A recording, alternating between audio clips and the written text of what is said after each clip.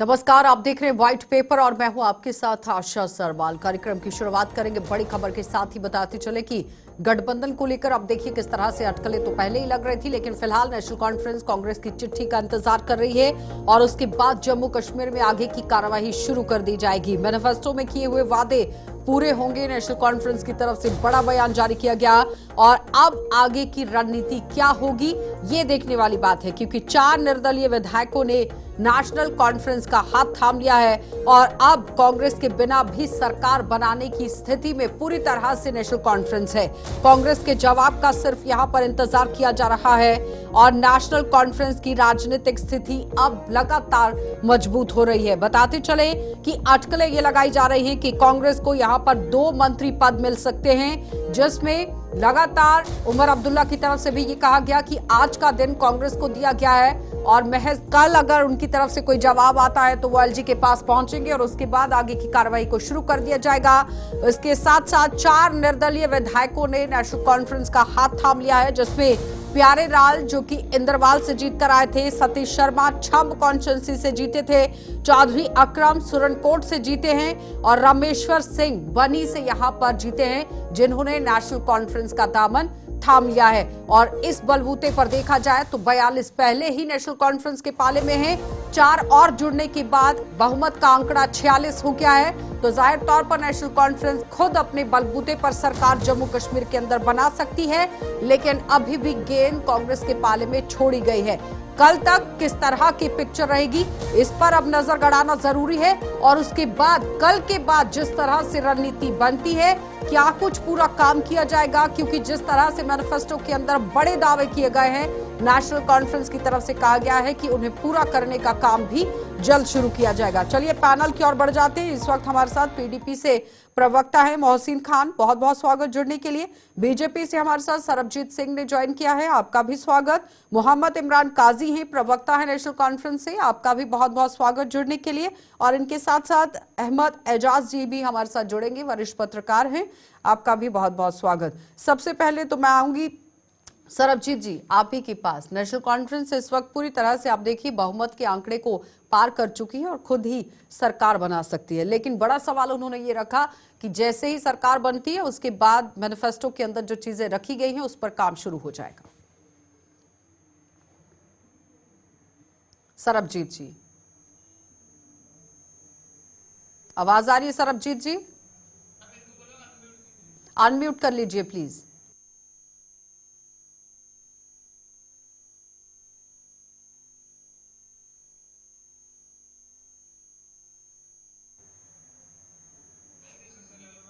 मोहसिन जी जवाब दीजिए। मोहसिन आपको आवाज आ रही है? जी सर, जी जवाब जी दीजिए।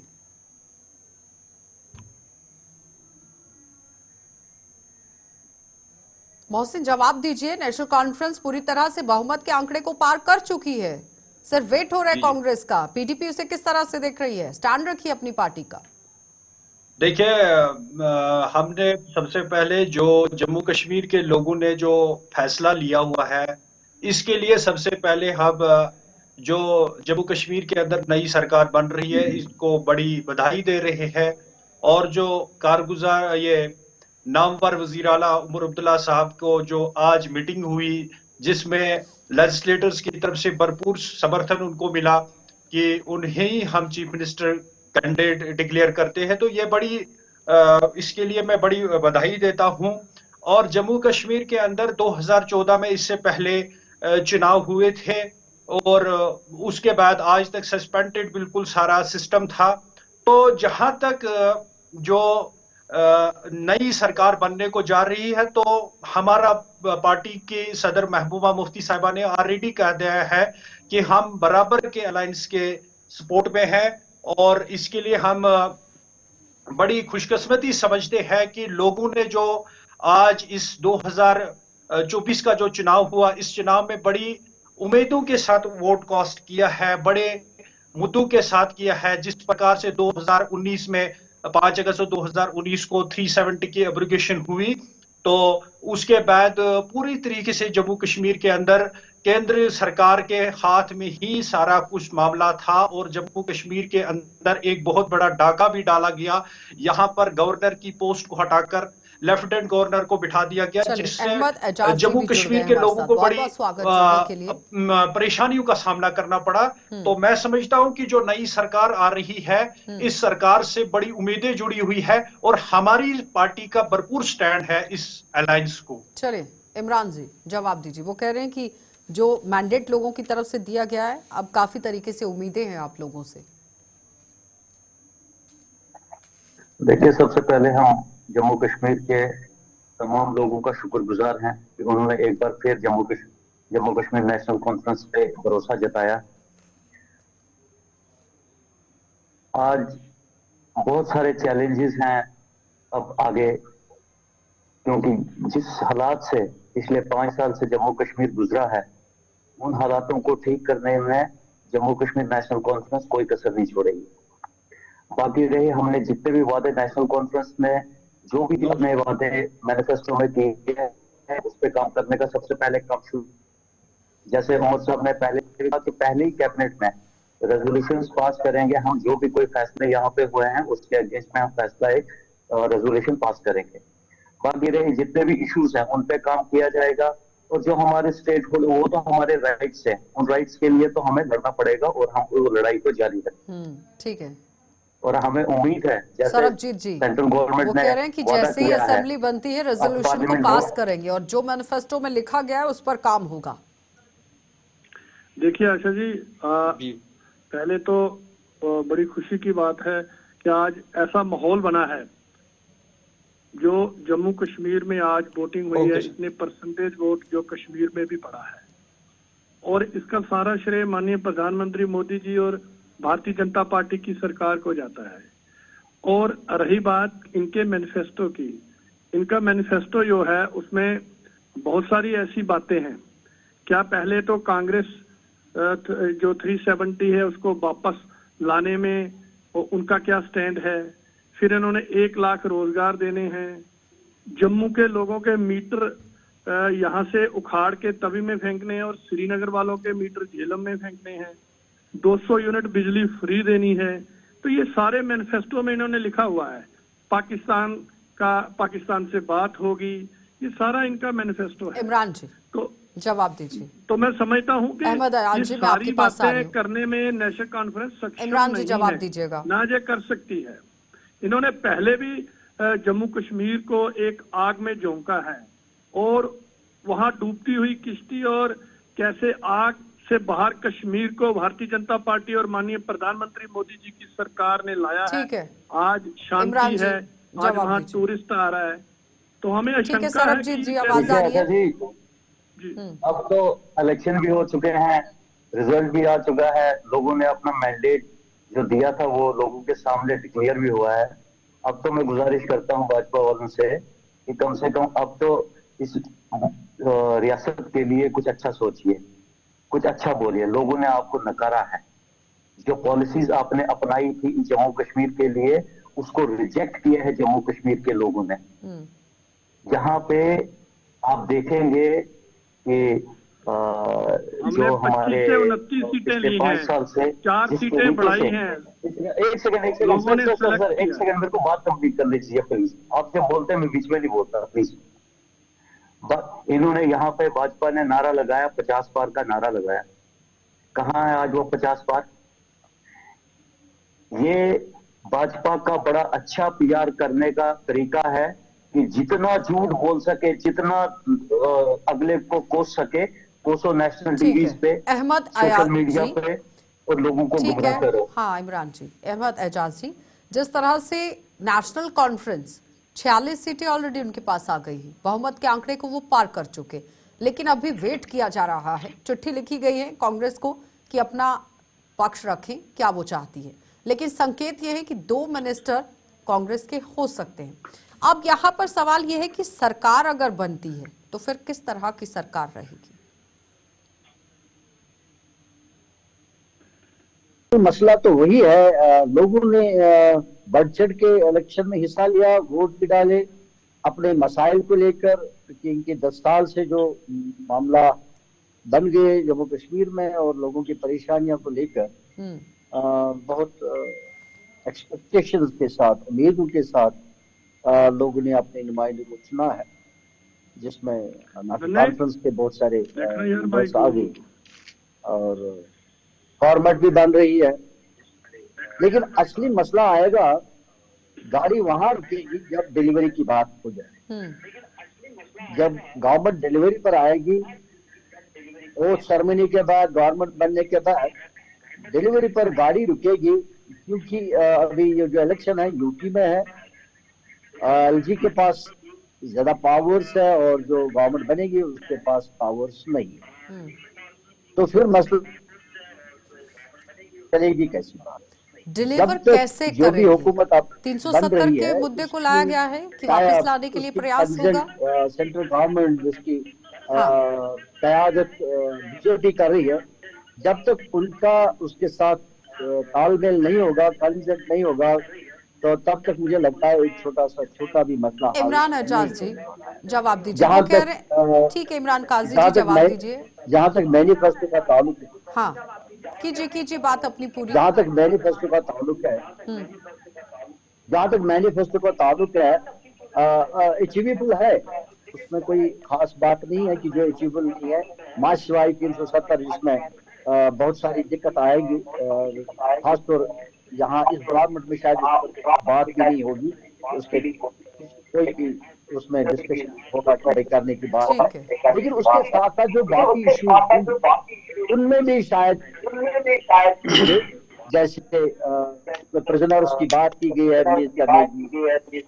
वो आएगा, या अभी जम्मू में अभी रिप्रेजेंटेशन नहीं है, नई बात आ गई, वो भी शायद आ जाएगी। इमरान काजी जी जहाँ अभी बिजली को जवाब दीजिए। वो कह रहे हैं कि बात है, स्टेट को स्ट्रगल फॉर काफी तरीके से रहेगा। सबसे पहली बात जो आएगी, ठीक है अहमद एजाज जी, ठीक है चैलेंजेस देखिए, ठीक है अहमद जवाब ले। अब सबसे बड़ी बात जो आएगी, पहले स्टेट को रेस्टोर करने की बात आएगी, क्योंकि जब स्टेट रेस्टोर हो जाएगी तभी शायद गवर्नमेंट कुछ काम कर सकती है।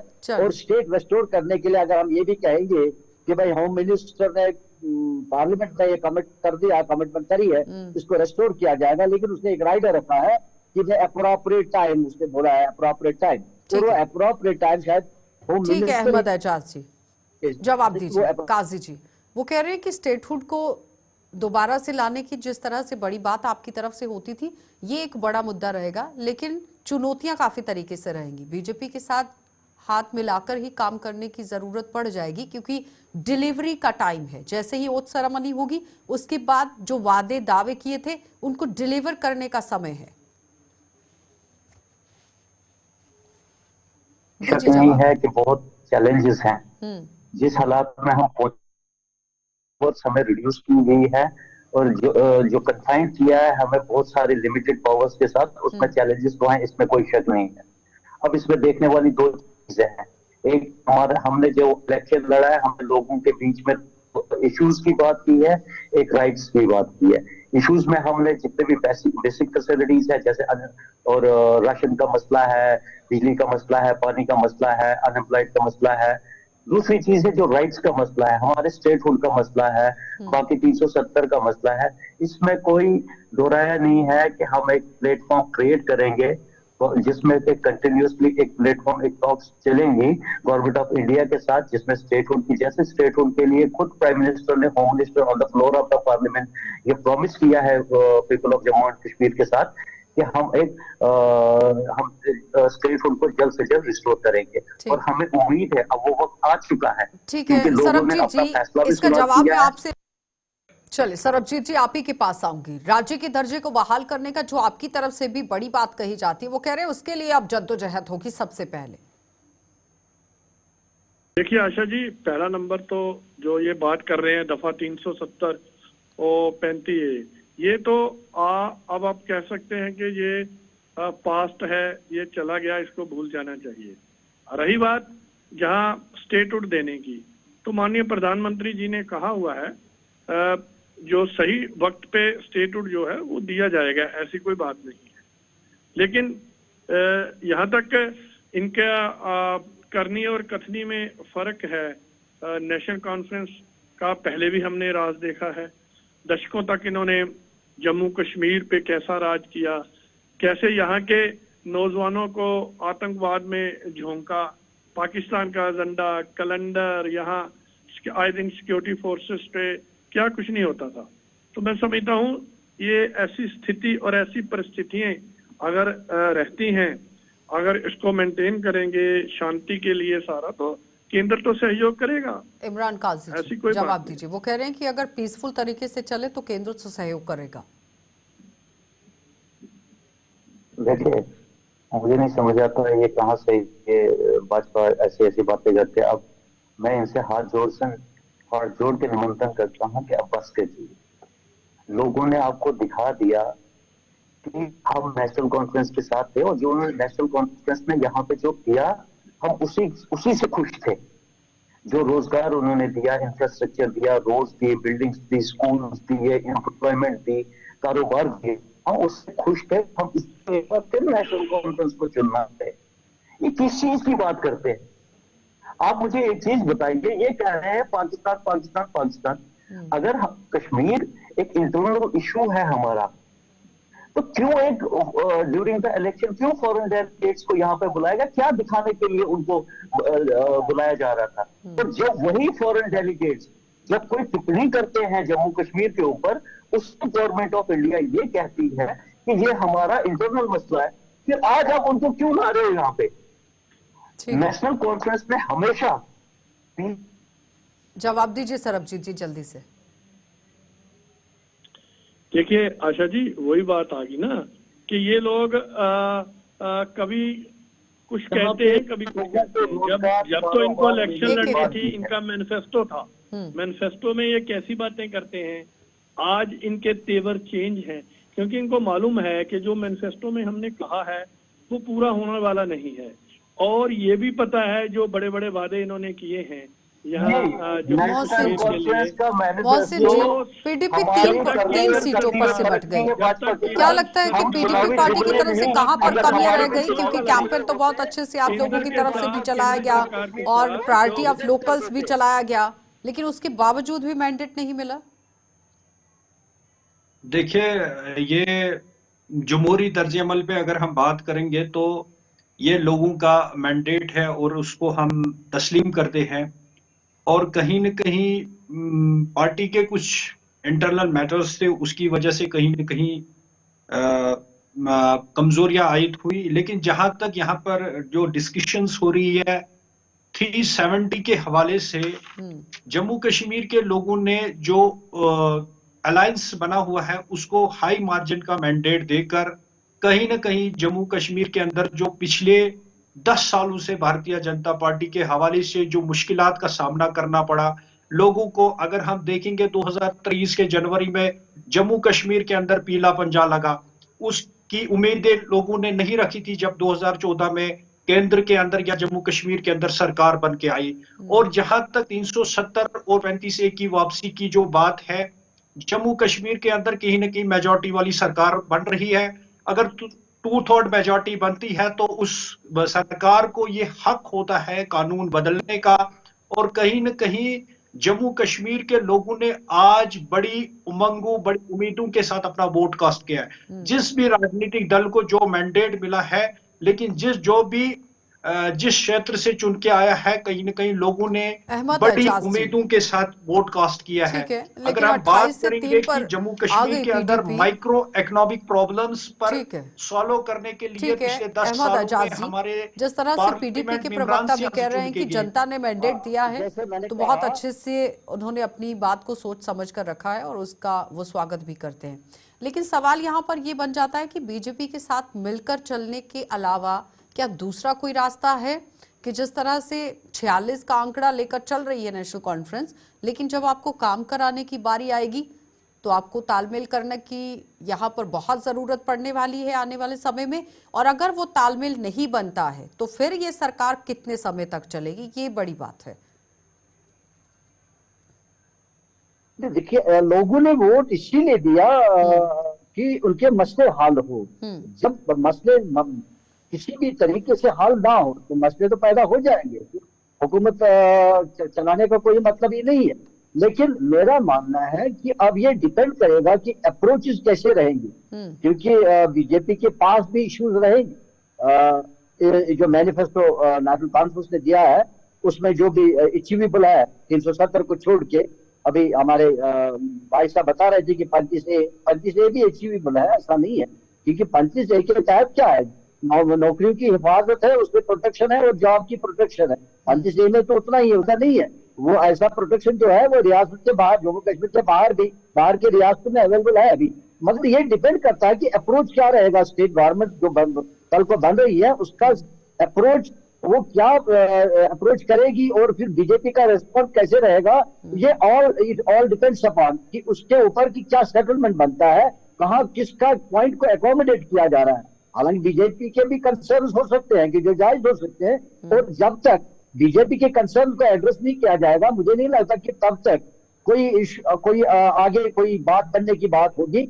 और वो एकोमोडेट करना पड़ेगा नेशनल कॉन्फ्रेंस को भी या जो भी गवर्नमेंट होगी, और गवर्नमेंट के जो कंसर्न है वो लेकिन इस पूरे असेंबली को किस तरह से देख रहे हैं अहमद एजाज जी आप, क्योंकि असेंबली तो बन गई, अगर बाई चांस ये रुक गया जैसे आपने कहा कि स्टेटमेंट आ गया, आगे गाड़ी नहीं चली, आगे नहीं बात पड़ी, तो मामला तो गड़बड़ बिगड़ हो सकता है। लेकिन मेरा मानना है ये हो जाएगा, क्योंकि मैंडेट लोगों ने दिया है, इसको ऑनर करना, रेस्पेक्ट करना डेमोक्रेसी में बड़ा जरूरी है। और इसमें जो इश्यूज आए हैं, अब एक अप्रोच की बात है कि कौन कैसे इस चीज को अप्रोच करता है कि रास्ता कैसे खुलेगा।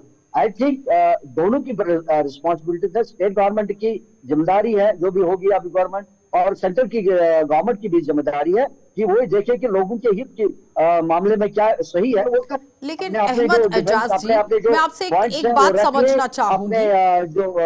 डॉक्टर फारूक अब्दुल्ला कह रहे हैं कि हाथ नहीं मिलाएंगे। आवाज आ रही है अहमद एजाज जी?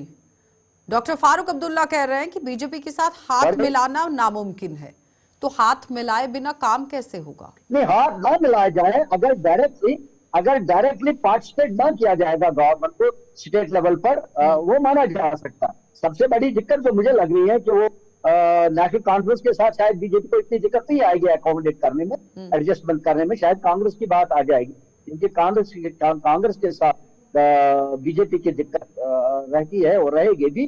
और शायद अभी एक वो रास्ता निकलता है कि जो 5 इंडिपेंडेंट जो ज्वाइन कर रहे हैं नेशनल कॉन्फ्रेंस को, शायद वो अपने बलबूते पर भी गवर्नमेंट बना सकते हैं, वो भी रास्ता है। और दूसरा, जहां तक रिप्रेजेंटेशन की बात है जम्मू की, जो 5 जो वहाँ नॉमिनेटेड है, हो सकता उनको भी अकोमोडेट किया जाए, वो भी एक तरीका है जो भी है। और दूसरे तरीके जो बाकी मामला के है, जैसे मैनिफेस्टो में जो इश्यूज है बीजेपी के कंसर्न है, एड्रेस किया भी जा सकता है, ऐसा नहीं है कि नहीं किया जा सकता। लेकिन अहमद एजाज जी, एक छोटी सी बात मैं आपसे समझना चाहूंगी। मैनिफेस्टो के अंदर 370 को लेकर लिखा गया है, जिसका बीजेपी पूरी तरह से अपोज करती है।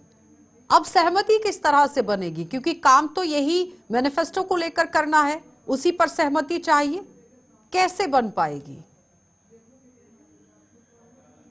अहमद एजाज? जो मुझे दिख रहा है सहमति हो जाएगी और सेटलमेंट हो जाएगा, गवर्नमेंट चलेगी और मामले भी कुछ न कुछ तय हो जाएंगे। मुझे कल को अगर कोई बात बन जाती है, वो कह रहे हैं कि गवर्नमेंट भी बनेगी और मामले सुलझेंगे भी और सहमति भी बनेगी। सरबजीत जी एक कमेंट कीजिएगा जरा, क्योंकि गठबंधन को लेकर तो पहले ही अटकलें लग रही थी और डॉक्टर फारूक अब्दुल्ला ने उसे नकार दिया कि गठबंधन तो नहीं होने वाला है।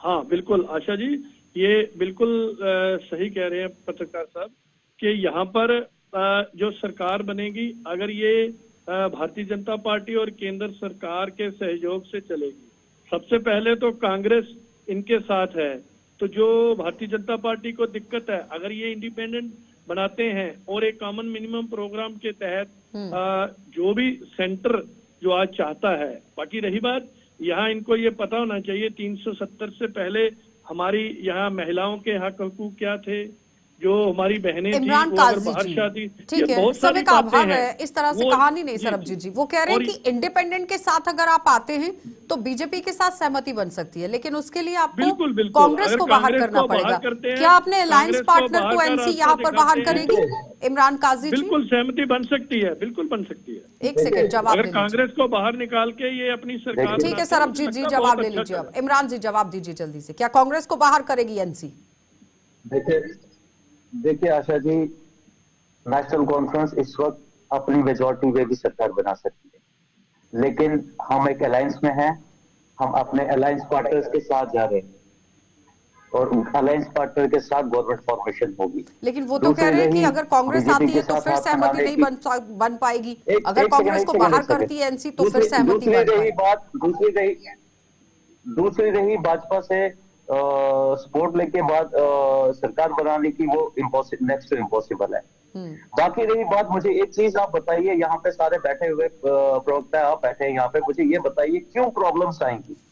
क्या गवर्नमेंट ऑफ इंडिया लोगों के मैंडेट को एड्रेस नहीं करेगी? क्या उनका हक नहीं बनता है कि चाहे उनको पावर से बाहर रखा, क्या हम उनके लोग नहीं है क्या? ठीक है, क्या वो ठीक है। हमारे बहुत बहुत धन्यवाद जुड़ने के लिए इमरान काजी जी आपका, मोहसिन जी आपका भी, और सरबजीत जी आपका भी, अहमद एजाज जी आपका भी। तो फिलहाल अब पेंच आप देखिए कहां पर फंस रहा है। भारतीय जनता पार्टी कह रही है कि अगर कांग्रेस के बिना एनसी आती है तो फिर सहमति बन सकती है, तालमेल हो सकता है, काम भी हो सकता है। लेकिन नेशनल कॉन्फ्रेंस कह रही है कि अलायंस पार्टनर हैं तो बिल्कुल भी ऐसा नहीं होगा। अब यहाँ पर देखने वाली बात यह है कि क्या नेशनल कॉन्फ्रेंस कांग्रेस के साथ मिलकर आगे चलने का पूरा रास्ता तय करेगी या रणनीति बनाएगी, किस तरह की सरकार जम्मू कश्मीर के अंदर बनेगी, ये देखने वाली बात। आप देखते रहिएगा।